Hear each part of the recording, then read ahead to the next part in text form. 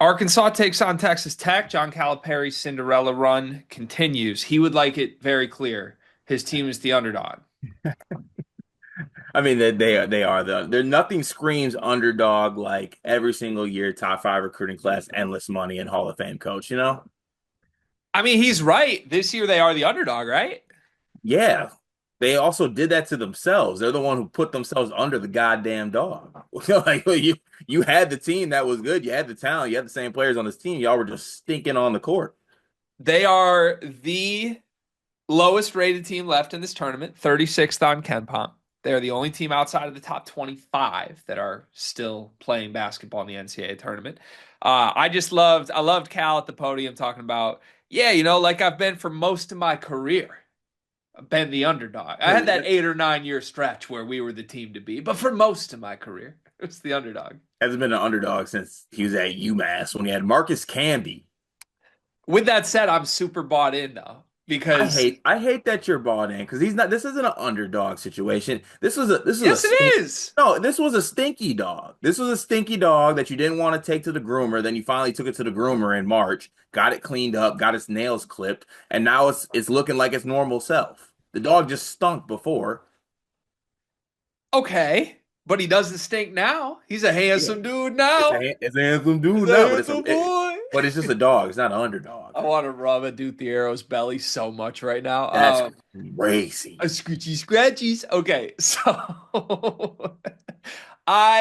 so here's the thing that's real about this though. Okay, here's the thing that is real. Okay. I'm telling you, you can make jokes about him calling himself the underdog all you want, whatever, fine. But he said in the same moment that he was calling his team the underdog, he said, listen, don't care what you call us. The reality is we are the underdog. And the reality is our team, these guys have been awesome whenever they are in that spot. That's true. This whole story of this season, go through it.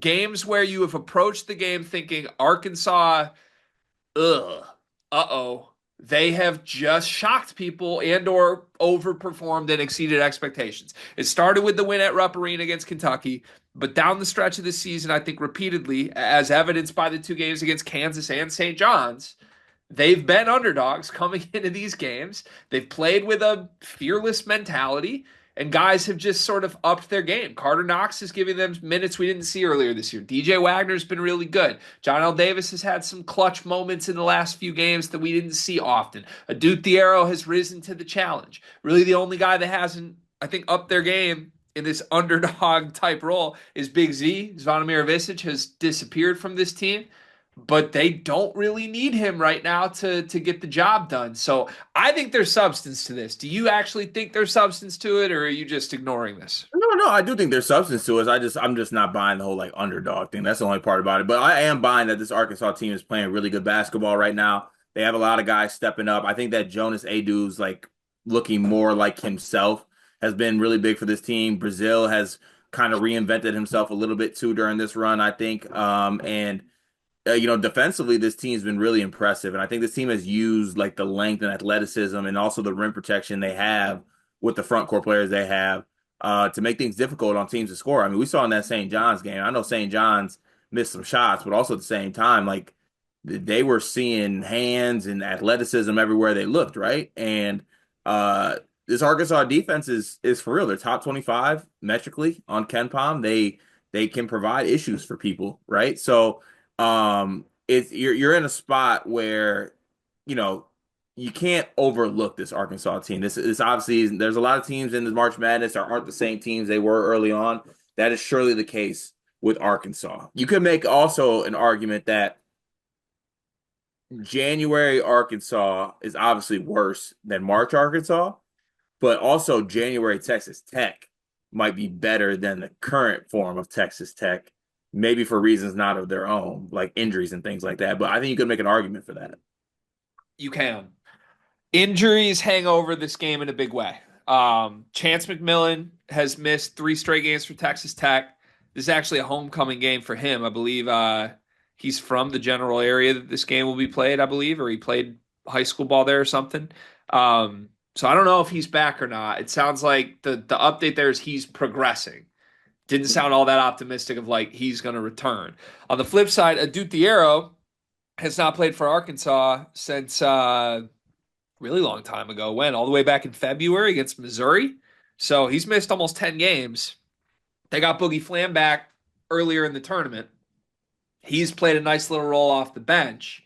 Sounds like they are optimistic Adut Thiero may return for this game. What's your injury scout there? How much does this game swing depending on who's available from those two guys? I mean, look, I think it swings massively just because McMillan is, I mean, one of the better shooters in the country, right? Like he is part of why Texas Tech is such a good 3-point shooting team. Now on the flip side of that, have you bought into the fact that Arkansas is better without Adou Thiero at all? I have not, but the just win-loss results would indicate that. Yeah, I haven't bought into it either, but I was just interested on where you stood on that. So I find it hard to believe because Thiero was so good. Yeah, right. He's so good, and he does things that contribute to winning too. It's not like he ain't Mackenzie and Baco, not to like label somebody and throw one under the bus, but like Yeah, I thought Thiero won them games. Like he was the best player on the floor against Kentucky, best player on the floor in the non-con and a couple wins. I think the one that I would be more intrigued there for the quote unquote Ewing theory that you love is Arkansas better without Boogie Fland featured? And I think they've landed there. Like it's good for them to have Boogie back, but maybe not as the do everything shoot it 20 times a game guy. And somehow they've landed at the right spot in the finish line. To me, if they get Thiero back, I'm afraid of how all in I am on this Arkansas team, to be honest. If he's back, like they finally have everything they need. Billy Richmond and Carter Knox are just different guys than they were at the beginning of the season, Cart. Like those guys are playing like stars right now. And I'm so in awe. Like Billy Richmond just like flies around, cuts right through the defense off the dribble every single game. Seems like nobody can stay in front of him. Carter Knox is making shots. Like this whole cell was supposed to be like, we've got some great guards and couple good bigs. Now they've got like these wings that are just crazy. Like Knox, Richmond, and Thiero all on the wing at the same time at the height of their powers. I still feel like we haven't even seen it this year. So look, I just think this shit's for real. I think the Kansas game was one thing because they almost blew it and Bill Self went zone. Obviously, you can just go zone and hurt this team, but they were just way better than St. John's. And I understand St. John's missed shots, but Arkansas really guarded them well. And St. John's is a good basketball team, one of the best in the country. For Arkansas to be that much better than them at this point in the season is like a major awakening wow moment for me. Like you might as well just put the 2 seed next to Arkansas right now. That's how I feel like this current version of Arkansas is playing. I don't think they should be a sizable underdog against a Texas Tech team with injury concerns. yeah, I mean, I definitely think it is a better case, obviously, but one thing I'll just put, I mean, they had a good defensive performance against St. John's, who is a not a good offensive team. Like Arkansas, I'm sorry, St. John's played one of the worst offensive games I've ever seen, performances I've ever seen in a tournament game. I just don't know if they're replicating that against a Texas Tech offense. Yeah, that's fair. Like That's fair. Totally so, fair. Totally fair. but I do agree with you. Like this is the whole 10 seed thing is like I've seen other 10 seeds in this tournament. Arkansas is on par with the teams in the Sweet 16. Yeah. Okay. I think they're better than that, but that's fine. The elephant in the room now to flip to the Texas Tech angle here is that JT Toppin's incredible. And if there is one thing I think you would pick at with Arkansas right now, it's like, do you really trust anybody in the front court? Who's going to shut down JT Toppin? I think actually I will say defensively I do trust I trust Adu defensively. I think Adu is a good matchup for JT Toppin. Yeah. And you have different bodies you can throw at him. I mean, now I feel like Arkansas likes to deploy Big Z as like use your 5 fouls. So like they can do that. Brazil could also get an opportunity on him as well. I think they got the front court guys. Yeah. Okay. I mean, Adu has been a great rim protector. He's awesome. I'm just trying to envision what him versus Toppin looks like. Yeah, I mean, you're not stopping Toppin though. No, no pun intended. He's gonna get his.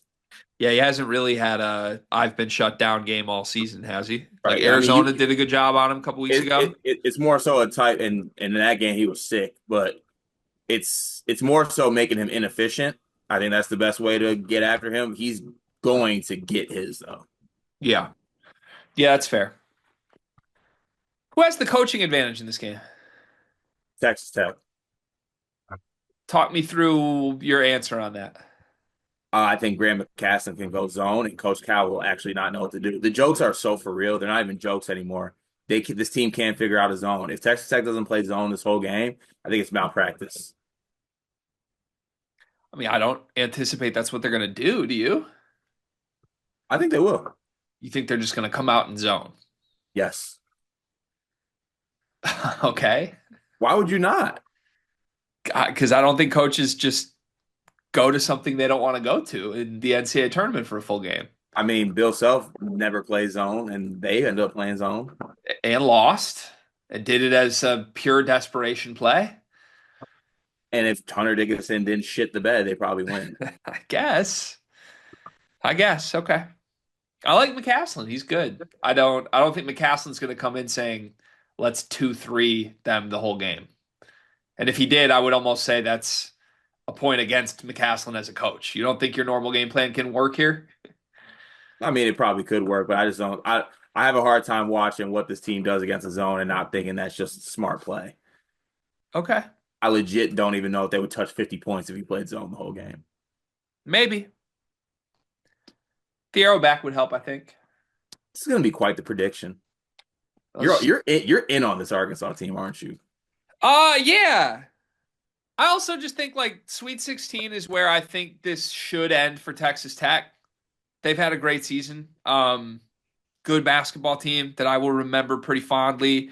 Since February 1st, they've beaten two top 25 opponents.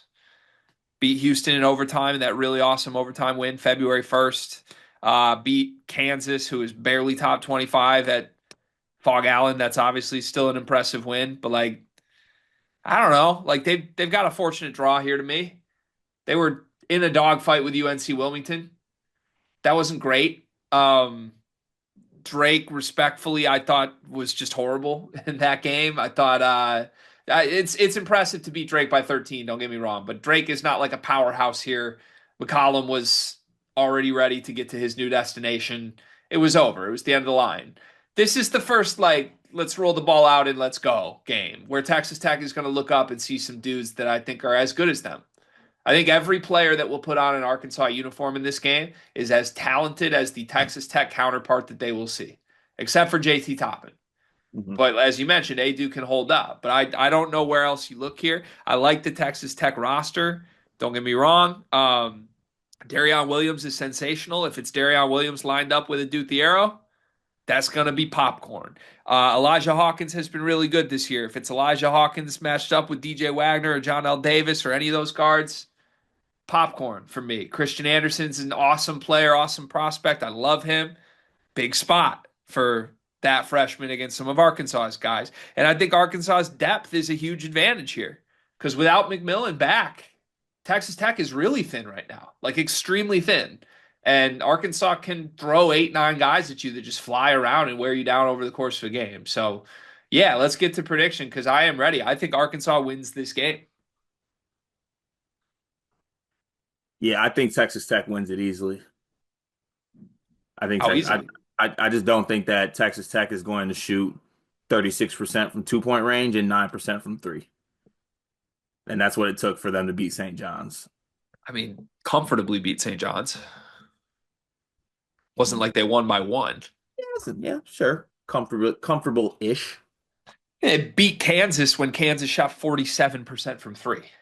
And Kansas stinks.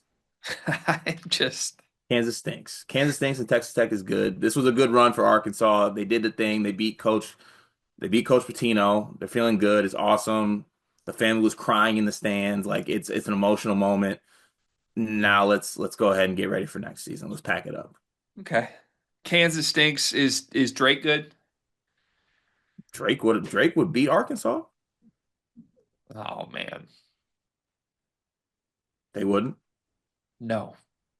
Didn't Missouri beat Arkansas? I mean, sure, single pick a loss from the season. UCF beat Texas Tech. St. Joseph's beat Texas Tech. Were they healthy? You want me to go look? They might have been. I did look. They actually I were healthy when they lost to St. Joe's. St. Joe's was it? That was like a preseason tournament, kind of, wasn't it? Or early season? Well, it was back in November. It was. All right. Hey, look, I hear you on the Arkansas love. I I don't think I you do. I I don't, and you don't do. have to. But don't I don't like do. play at the end of this. Like I hear you. Yeah, No, I accept it. I don't agree. that's fine. I think Texas Tech blows their doors off. All right. Big spot for Kerwin Walton. I hope Yeah, he's ready. yeah. I would like it. I just want to make it known that they are going to fuck them up. Okay, you go sit over there, and I'll go Okay, sit over here with Cal and my five stars. and we'll The guy, reconvene. the guy that I believed in at the beginning of the season and have stood by. That's where I'm gonna go. Okay, we'll reconvene. Let's reconvene. Let's reconvene. It is March, and that means that March Madness is upon us. And if you are looking for a place to play, Underdog Fantasy has you covered. Sign up and deposit using code SLEEPERS, that's code SLEEPERS, to receive up to $1,000 in bonus credit plus a free pick. Head over to Underdog Fantasy today and use promo code SLEEPERS to take advantage of this amazing offer.